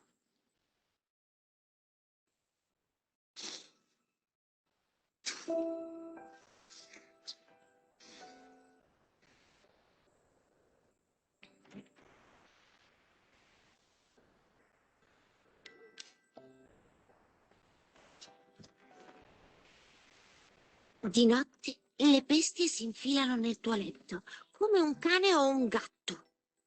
È molto bello. Anche se...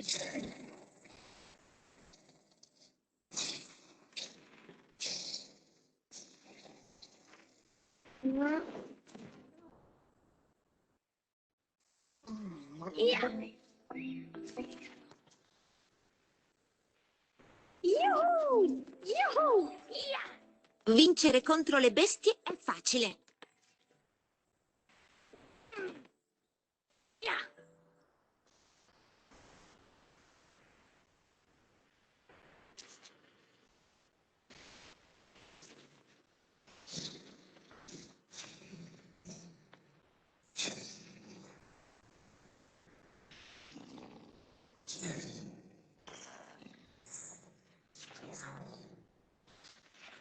Le bestie sono molto bestiali tra loro.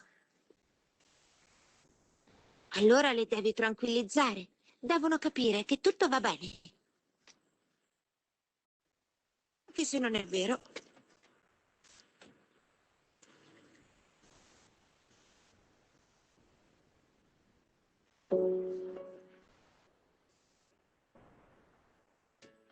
Nessuno sa quanto durerà la bestializzazione. Devi essere paziente e aspettare. Ci vogliono tante belle giornate estive. Devi convincere la bestia ad uscire, ad accompagnarti al cinema, a incontrare un'amica che non vedeva più da tempo. Oppure ad acquistare un vestito nuovo. Sono utili anche tante telefonate.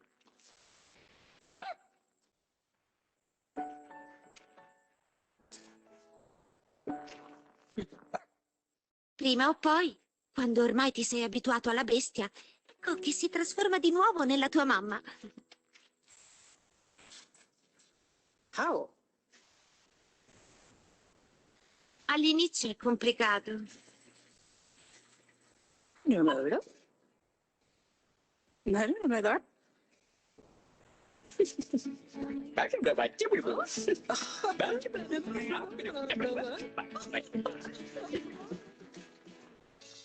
In ogni caso, senza alcun dubbio, le mamme sono meglio delle bestie.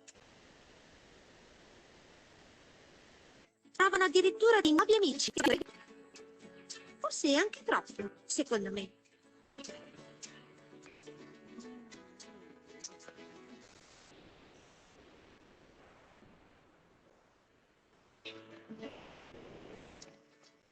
Papà, occorre più tempo.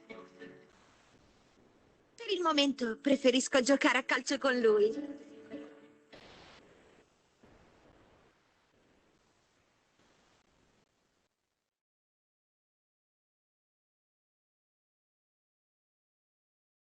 Listo.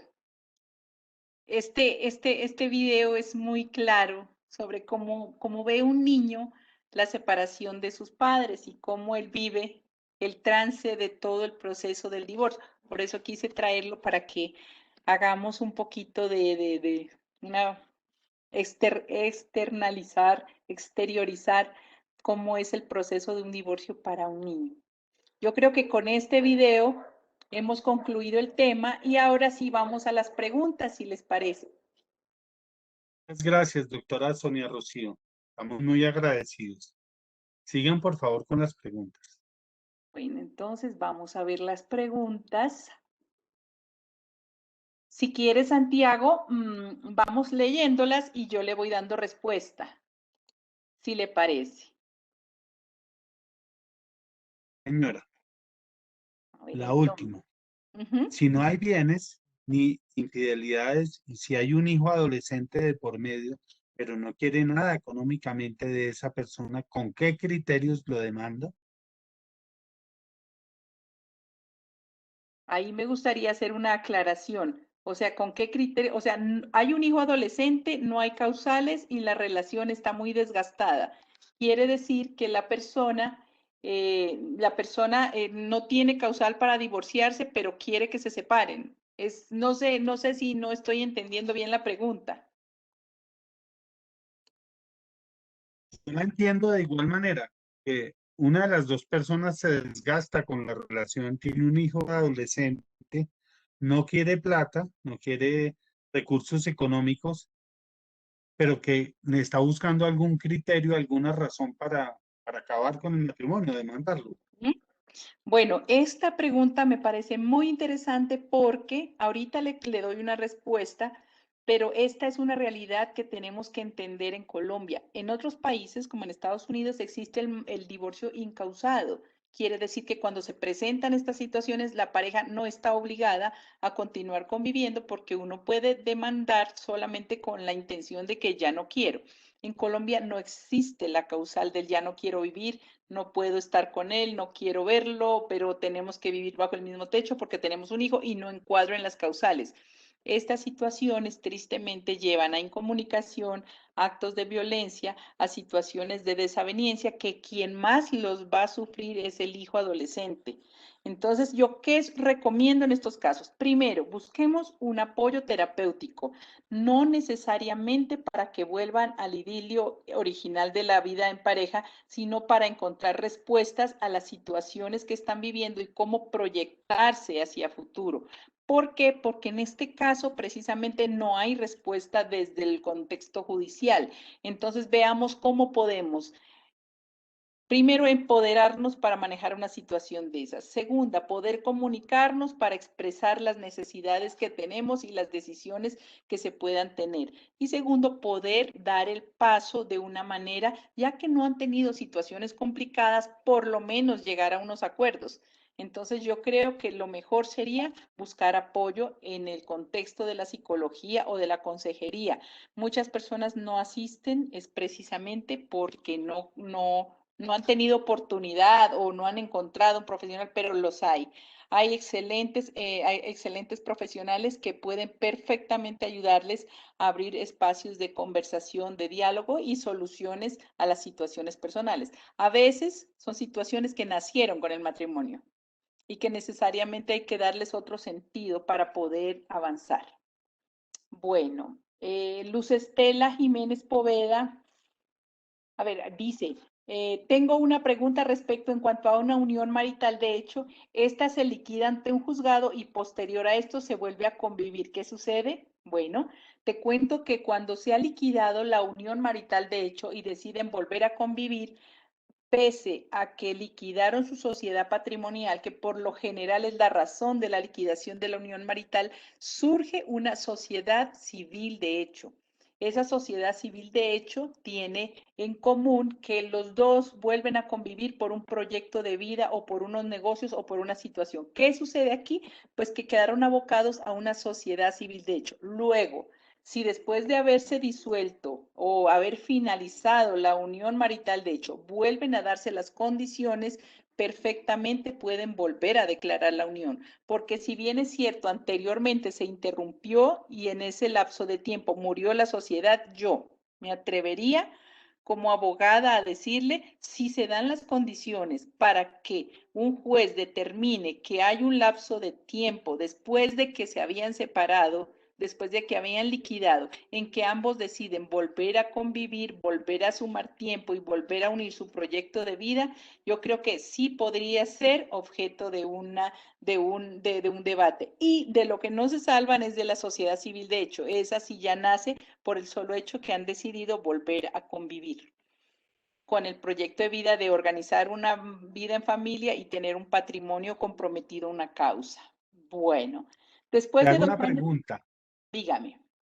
¿Las famosas capitulaciones son reversibles o los No, bienes quedan divididos y de propiedad de cada uno de los que no hacen mira, parte de la sociedad conyugal? ¿Cómo se demuestra que son parte o que no son parte, etcétera? bueno, mira, el tema de las capitulaciones es un tema que siempre ha existido y hoy en día, a razón de que las personas se casan con una madurez a veces o con patrimonios establecidos o con situaciones que quieren proteger de una posible ruptura, acuden ante un notario. Las capitulaciones tienen vida mientras tengan unas formalidades. Una de ellas es que sea por escritura pública, dependiendo del monto, porque hay un monto mínimo, no sé si es hasta un salario, 2, 4 salarios mínimos, creo que puede ser por documento privado, pero el verdadero sentido de las capitulaciones es que se contengan en escritura pública. Segundo, que se hayan firmado anterior a la celebración del matrimonio. Digamos que hoy nos casamos a las 4 de la tarde, los podemos firmar capitulaciones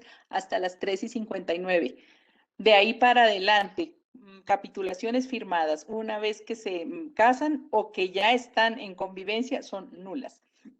En el hecho de las capitulaciones, ¿qué es la capitulación? Es la voluntad de los contrayentes de definir cómo van a manejar esa sociedad conyugal.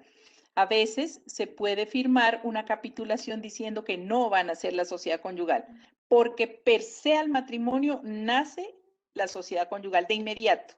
Como el día que muere el matrimonio, muere la sociedad conyugal. Pero la pareja sí puede establecer que no van a, definitivamente deciden liquidar la sociedad conyugal desde un comienzo. O establecen las condiciones. Traigo tantos bienes, ni los bienes ni los frutos harán parte de la sociedad conyugal. Voy a capitular esto, pero no voy a capitular esto. ¿Qué voy a aportar y qué no voy a aportar? ¿Qué deudas tengo que van a ser solo mías y me haré cargo personalmente y no serán de la carga de la sociedad conyugal? O la otra le conviene relacionarlas para que la otra persona pueda decir no son deudas sociales, son personales y así quedó capitulado. Entonces, las capitulaciones son la vida que la voluntad, perdón, de la vida de la sociedad conyugal una vez que se casa. Pueden capitular lo que quieran. Recuerdo que un chico capituló un televisor. Dijo porque yo lo estoy pagando y porque yo sé que después de que un tiempo de vivir juntos, si ella quiere, se me lleva el televisor y no le he pagado. Entonces, mire, son las formas como cada quien ya asegura su patrimonio por si no se da llegan a un buen fin en el matrimonio o en la unión y deciden dejar por aparte. ¿Cuándo son efectivas? Las capitulaciones se hacen efectivas desde antes del matrimonio, cuando se firman y vienen a cobrar plena vigencia es al momento de liquidar la sociedad conyugal. Por eso dicen en un documento de liquidación, las capitulaciones manifiestan lo siguiente, por lo tanto, respecto de estos bienes se capituló esto, entonces cobran vigencia. ¿Qué es lo más importante? Que se describan muy bien las condiciones, porque una capitulación ambigua puede ser motivo de confusión al momento de liquidar la sociedad conyugal. Entonces, tienen que describirse muy bien los bienes, las cuantías, las formas y la exclusión o la inclusión. ¿Quedó bien dada la respuesta, doctor Santiago? Muy clara, doctora, muy Bueno. clara. Aquí me dicen, después de 2 años de haber separación de cuerpos, pero no legalmente, ¿cómo sería el proceso? Entonces, a ver, separación de cuerpos, pero no legalmente. El proceso, entre las causales de divorcio, hay una que manifiesta que cuando una pareja se encuentra en separación de hecho, que se las expliqué bien, o sea, sin legalizar divorcio ni nada, por más de 2 años, pues perfectamente puede ser invocada como causal para divorcio. ¿Y qué es lo que van a demostrar? Que efectivamente hace 2 años no tienen ni techo, ni cama, ni mesa. Con esa definición y demostrando que no han volvido a tener fórmulas de avenimiento o de reparación o de volver a convivir en familia, entonces tendrán los testigos, a veces nuevas parejas, formas de probar que en efecto no volvió a haber ningún encuentro de índole marital o posibilidades de rehacer la vida, y entonces el juez, una vez probadas estas condiciones, decreta el divorcio. Listo. Dice aquí, hoy no sé dónde está el Señor ni dónde buscarlo. Entonces, ¿qué tan difícil es realizar ese divorcio? A ver, perdón. Me fui hace 26 años con mi hijo del lado de mi exmarido sin ningún trámite legal. Y hoy quiero hacer mi divorcio. Pues con las... y ella inmediatamente refuerza, ¿no? Hoy no sé dónde está el Señor ni dónde puedo buscarlo, entonces, ¿qué tan difícil es realizar ese divorcio? No es difícil en tanto que tiene que manifestarle al juez que desconoce su lugar de residencia, de domicilio, correo electrónico, y muy seguramente el juez, mediante el nombramiento de un curador, que es un abogado del Estado que perfectamente va a permitir defender los derechos del ausente, se hace el debate judicial y si se considera con las pruebas allegadas que efectivamente ya no existe que está aprobada la causal de la ausencia, de la separación, tendrá que decretarlo. Lo que hará un curador ad litem es hacer las veces de abogado del señor para que demuestre o pueda probar o pueda certificar que no se violó el debido proceso y que tuvo las garantías para que él pudiera defenderse. Bueno, si se ha firmado capitulaciones ambos cónyuges, pero se muere alguno de los dos, los hijos del que queda vivo, ¿pueden reclamar algo de las capitulaciones? No. Depende en el sentido en que se hayan firmado esas capitulaciones, porque si se excluyeron los bienes, o sea, es que las capitulaciones pueden ser muy diversas.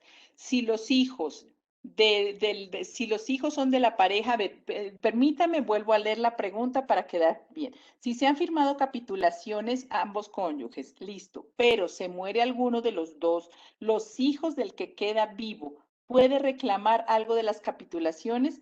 Pues ahí diría yo que la pregunta es como un poquito ambigua porque sí necesitamos saber si son hijos de ambos. Si son hijos de Juan y de María y ambos capitularon, obviamente las capitulaciones son el patrimonio del que murió. Por lo tanto, si los hijos tienen la condición de herederos del fallecido y hay un patrimonio que está capitulado, de una vez sucesión por delante para que se haga efectivo la liquidación de la sociedad conyugal primero, valor de las capitulaciones en la sociedad y lo que le correspondió al padre se reparta. Pero aquí le hago la salvedad. La pregunta no está clara si es que los hijos son del señor que falleció y de la señora. Pero si los hijos son solo de ella, pues obviamente ahí no hay calidad hereditaria. Entonces no habría lugar a reclamar capitulaciones, pero si son hijos de la pareja, totalmente tienen derecho, porque es que los hijos no heredan solamente la sociedad conyugal, los hijos heredan los bienes propios de las personas. Y si este papá o esta mamá capitularon bienes propios, pues obviamente el tener calidad de herederos les permite a los hijos hacer la reclamación de su patrimonio como herencia. Bueno, yo creo que con este tema dice, ¿cómo es el tema de las herencias recibidas en el divorcio? Bueno, en el tema de las herencias vamos a hacer una claridad y es que cuando vamos a integrar los bienes que hacen parte de la sociedad conyugal, también deben ser traídos a esa sociedad los bienes que vamos a excluir.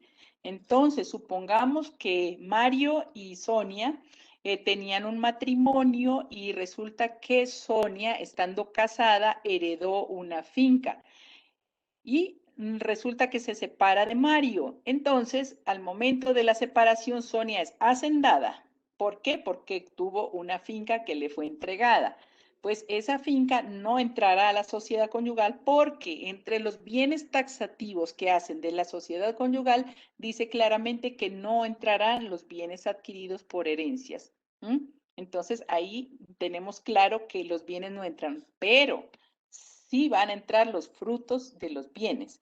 Es decir, no entra la finca, pero sí los frutos que produjo la finca. La tengo rentada, esa finca produce, por decir, tiene tantas cabezas de ganado, todo lo que se mueve en la finca que produce dinero sí hace parte de la sociedad, pero la herencia, pero la finca como tal no.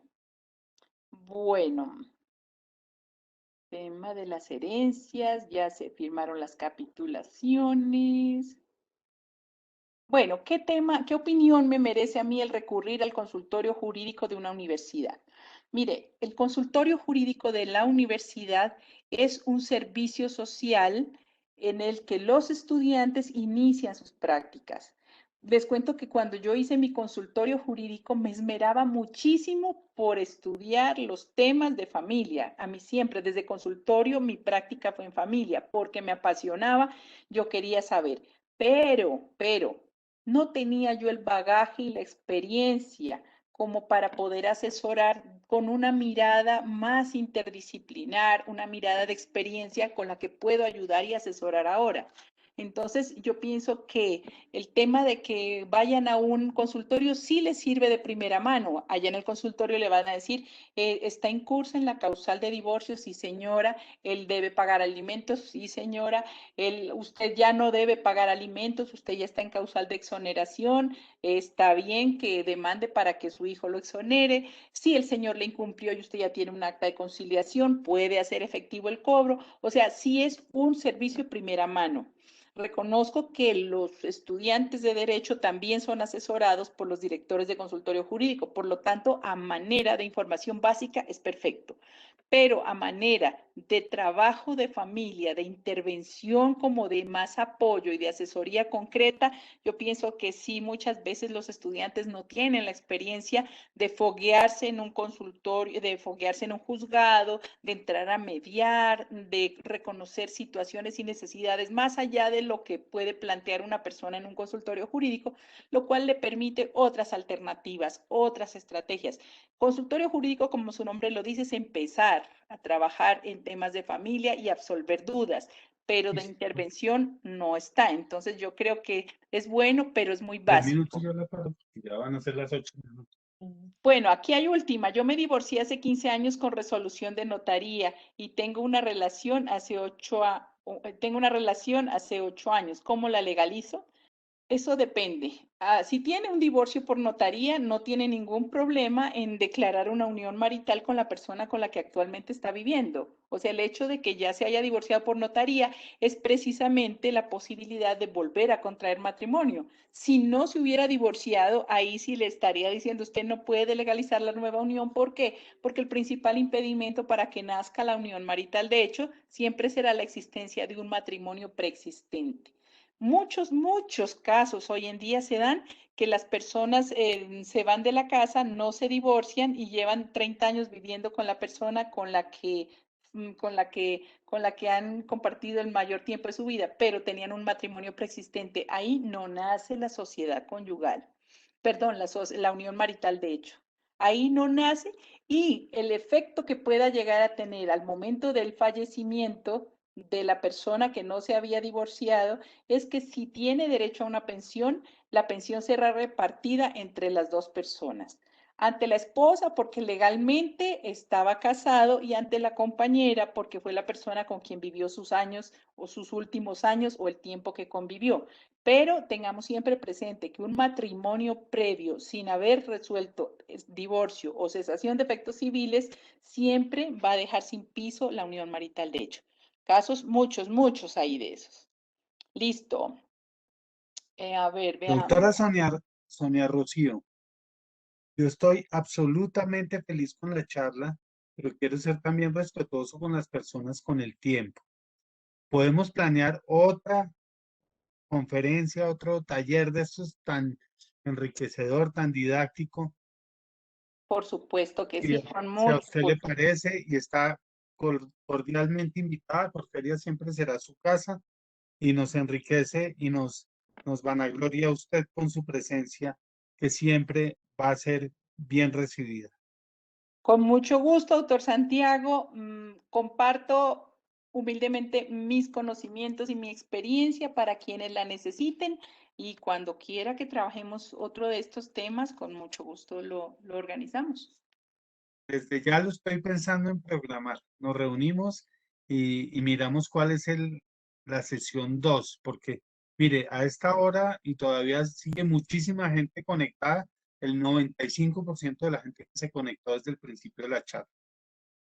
Entonces Bueno, yo, a sigue. todos muchas gracias por su atención y fue un gusto compartir este espacio con ustedes. Feliz noche.